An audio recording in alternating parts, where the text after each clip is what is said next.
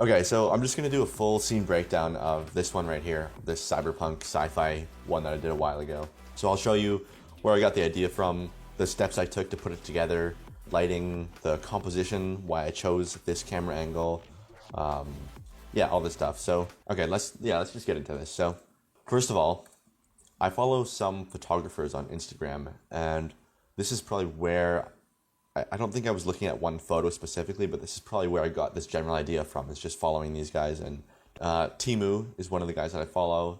This other guy, Lucan Coots, I love both their stuff. They do a lot of nighttime street photography in the rain with like tons of neon signs like you can see here. So these aren't renders, these are just photographs. But that's kind of the feeling that I wanted to have in this render, is as if you were walking down an alleyway and you just stumbled across this really bright neon alleyway thing and you just stopped and snapped a picture. So the first thing that I want to mention is that, like, if you look at the camera angle here, I tried to just pick an angle to capture it from that sort of matches what you would see in a real photograph if you were walking down an alleyway and you just decided to stop and snap a picture of something cool, like these guys have done here. So if I open up the blend file here, if I go to the camera, you can see it's pretty low to the ground, not super low, but it's low enough to where either if somebody was standing or maybe crouching down and they kind of took a picture on the, like, standing on the side here looking up at this stuff, that's what gives it that feeling, is just having a camera angle that sort of matches what a real person with a real camera would use. Okay, so let's talk about how I put all these pieces together to create this. Okay, so I've just hidden all this stuff. So this is what I started with. Was camera, a ground plane, and some random lights over here. This is just nothing special, just a square with a purple emission texture on it. So the first thing you'll notice is there's some lights and a reflective floor. So it's worth talking about the floor here, because if you look at the actual screen space that it takes up in the final picture, if you just look at how much space the floor takes up here, it's actually like almost a third of the entire picture is just the floor, you know? So it's worth spending some time on that. So I'll show you just what this is. It's just a plane, just 4 vertices.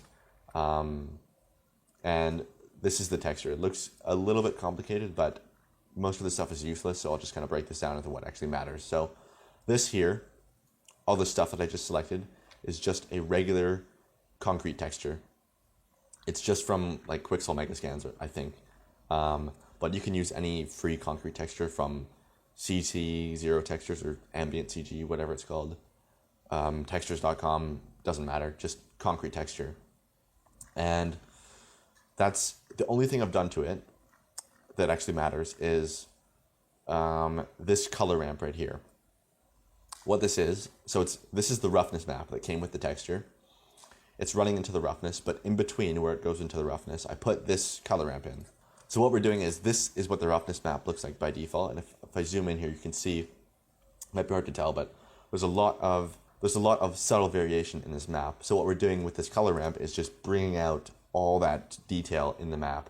All I did here was just take the black handle and just pull it way up. You can see what that's doing. So we're just telling it that some parts of this map are going to be very, very low roughness, and some parts are going to be the same roughness as before. And so that just gives it a lot of variation while bringing down the overall roughness. So you can see that's, as I bring this up, you can see it's just adding in more and more patches of low roughness values. So that's what's making it look kind of like that wet concrete kind of look. Let me bring in the volume, because this is what gives it this glow here. So what this is, I've just added the cube. If I just set this to display as textured, it's just a regular cube, and I put this volume scatter node onto it. So what this is doing, it's just adding this fog, kind of just haze over everything. So I love doing this because it just gives a really nice atmosphere to everything. It just adds so much more depth. Even in scenes that don't really need like fog, it's nice to add this, because it doesn't always necessarily look super real, but it always looks cool. So that's why I do it. So what it is, you add a cube, you scale it up over the whole scene, and then just put a volume scatter node as there's only one material on this, it's just this. So volume scatter, density, is going to be different for every scene. A good starting point is 0.01, but I brought it up a little bit more here. And then this anisotropy, however you say that, is, I brought this up. You can see when I bring it up really high, it's just going to make the glow kind of closer to the lights. And if you bring it down to its default value, it's going to be a bit more spread out. So I think I had it at like 0.6 or something. Now this is kind of annoying working with this cube. So if you just go to this tab, the object properties, scroll down to viewport display, and then just choose this display as, click that, and then choose bounds. And then it'll just be out of the way. Okay, nice. Okay, so the next thing I did after just setting up a few lights and then the floor texture is I kind of wanted to block out the scene. So sometimes what I'll do is block it out by just adding cubes and moving things around and just having simple objects as placeholders for where the actual detail is going to go. But what I did in this one was, instead of blocking it out with cubes, I just blocked it out with pre-made buildings, or buildings that I made a long time ago. Here's kind of what those are. So you can see there is just a few different buildings that I just duplicated a few times. So this is one that I made a long time ago. I just made one floor using an array modifier to add 100 floors stacked on top of each other, and then just kind of kit bashed in from some random sci-fi pack, all this sci-fi junk around here. And then I saved that to my asset library a long time ago, and I've reused this same building in a bunch of different renders since then. Saving buildings you made, or saving objects you make, or buying kit bash packs and having it organized in your asset library, it just makes this so much faster because you can just drag and drop it in, build out a scene really fast, and get an idea of where things are going to go without spending a ton of time modeling or organizing things. So in here, there's a few Cyberpunk kit bash, like from Kit Bash 3D, like the Cyberpunk kit, like some of those buildings, and there's a few buildings that I made, and I just kind of blocked them out into roughly the shape of an alleyway. And so that was the starting point for this. The next thing I did, the next thing I always do is I like to get the camera angle and the lighting kind of set up, not finalized, but set up enough to where I know roughly what it's going to look like. And I like doing that because it just sets the overall mood for everything you do after that. If you know kind of where the lights are going to be coming from and the composition you're going to have. So let's look at this. This is just neon sign here, which I'll get to in a second. Yeah, there's an area light up here. This blue section up here, you can see if I just move that out of the way, that's all that's doing. It's just this kind of glow up here. Not super important, but I just thought it looked cool, so I left it in there. Just a default area light. The strength is turned way up to 10,000, and then the color is just a bit blue. That's all it is. And having that volume here is really important. You can see if I take that off, how much of a difference that makes. Just that one volume cube that I showed you earlier, this thing, just lets the light just pour through here really nicely.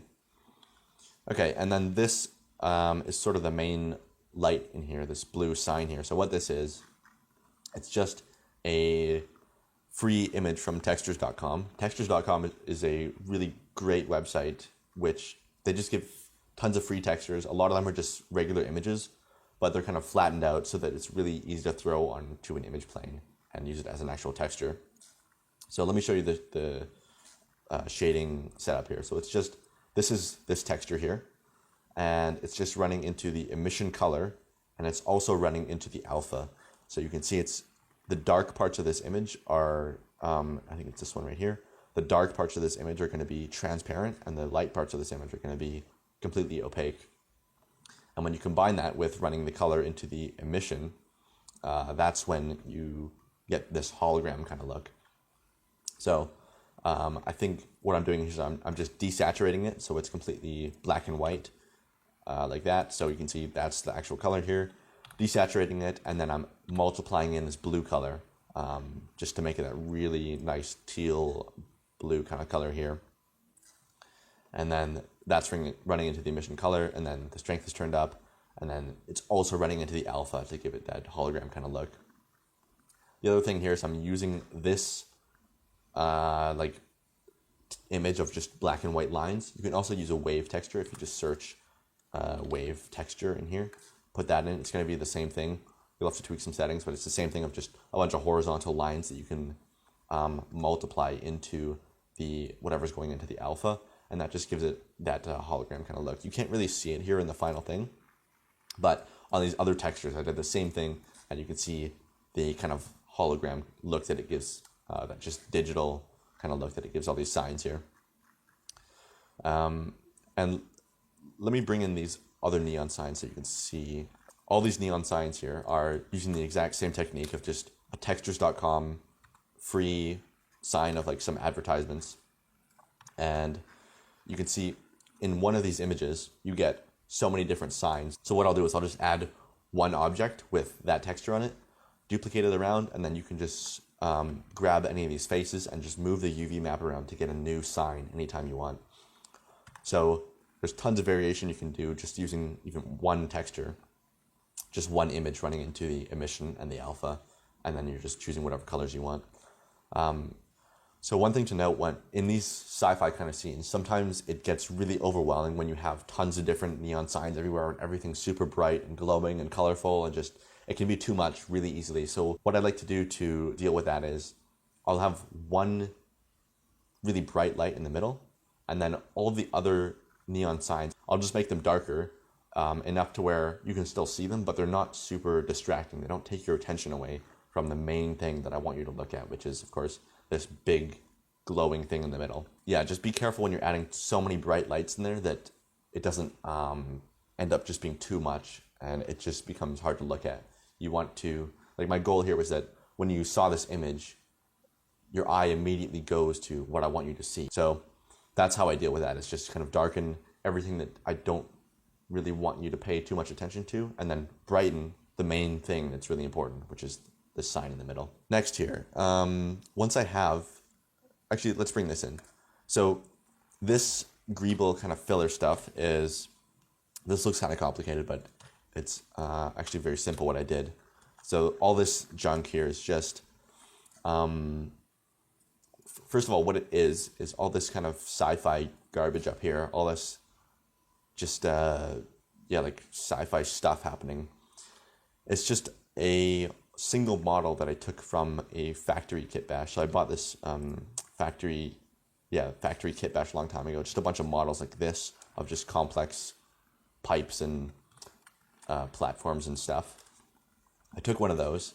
I just kind of spammed it around a bunch of times. I put a metal texture on it, and then I don't even think I used multiple different variations from this pack. I think I just used one model and just spammed it around, which is a bit lazy, but it doesn't matter because you can't tell that it's the exact same model over and over again. Like, as long as you change the rotation, change the scale, this model is complex enough that I could just use it a bunch of times and change the positioning, and you can't really tell that it's used over and over again. So that's what that is. It's just, press Shift-D and you get another one, and then you put it wherever you want. And you just fill up your scene until it looks cool. So that's a really easy way to just fill out things with a bunch of detail without taking too much time. Okay, so once I have things kind of blocked out like this and I know generally what it's going to look like, this is where I'll start adding in just a bunch of extra objects that seem like they belong here, just to give it a bit more life. So if I turn this on, you can see what I did was I just kind of thought, like, okay, what stuff belongs here? What if you were walking down some cyberpunk alleyway, what would you find just laying around, So there's garbage, vending machines, there's trash on the floor, there's this random shopping cart over here. Just like grungy stuff that you would find laying around in the street, basically. And that works for any scene you're working in. Like in the Ancient Temple one I did, the first tutorial I did, it was the same thing of like, once I got to a point where it was like I could see mostly what the scene was going to look like, I just asked, okay, what kind of stuff would I find laying around here if I was here? So, in that one, it was like ancient pots and statues and just stuff like that, like ancient temple kind of stuff that you would just expect to find there. And so this is where having an organized asset library becomes really helpful, because if I go here, you can see I have a folder of just a bunch of stuff. This is the City Streets pack from Kitbash 3D. Just a bunch of stuff that you would find laying around on the street, basically. So it's really easy to fill up scenes like this with, if you have an organized library of stuff that you can work with. So you can see there's just garbage bins, dumpsters, like crates, and just stuff that you'd find on the street. So I just dragged and dropped a bunch of that stuff in there, and that just fills it up with a lot more life than if you just leave it kind of empty. Same thing with the people.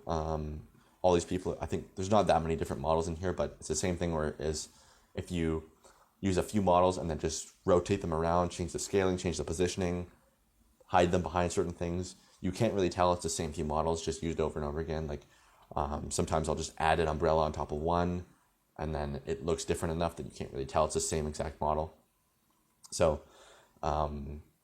yeah, just find a way to kind of hide the fact that you're using the same model over and over again if you're going to use that, if you're going to do that. And as long as you can't tell, it doesn't matter. So hopefully that was useful. Hopefully you can see that you don't always need to model everything in your scene. Like, I don't think I modeled anything in this scene. So this one was just more about finding a cool composition and cool lighting, and just organizing things that I already made or things that other people already made into a new way, and just making something cool out of it. So the last thing I would have done is I brought this through Photoshop and did some processing in that. And if you haven't seen my Photoshop tutorial, I'll just link to that below. Yeah, so hopefully that was useful. Subscribe if you want. Follow me on Instagram if you want to keep up with new artwork that I'm posting. I post all the time. And yeah, peace.